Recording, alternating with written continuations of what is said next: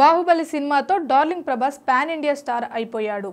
ఆ తర్వాత సాహో, రాధేశ్యామ్, ఆదిపురుష్ వంటి సినిమాలు చేశాడు. తాజాగా రిలీజ్ అయిన సలార్ సినిమా మంచి విజయం సాధించింది. ఇక ప్రభాస్ తర్వాతి చిత్రం కల్కి.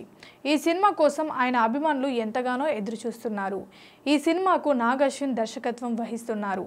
అందుకే ఈ సినిమాపై భారీ అంచనాలే ఉన్నాయి. అయితే ఈ క్రమంలో సోషల్ మీడియాలో ప్రభాస్ పై ఓ వార్త చక్కర్లు కొడుతుంది.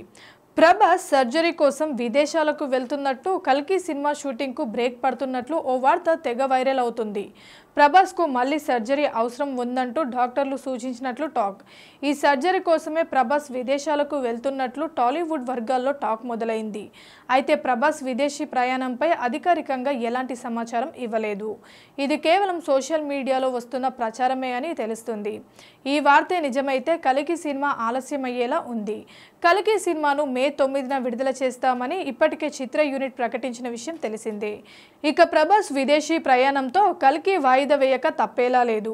ఇప్పటికే సంక్రాంతికి విడుదలవుతుందనుకున్న ఈ చిత్రం వాయిదా పడుతూ వస్తుంది. ఇప్పటికీ సమ్మర్ అనుకున్నారు. సమ్మర్లో అయినా ఈ సినిమా రిలీజ్ అవుతుందో లేదో చూడాలి.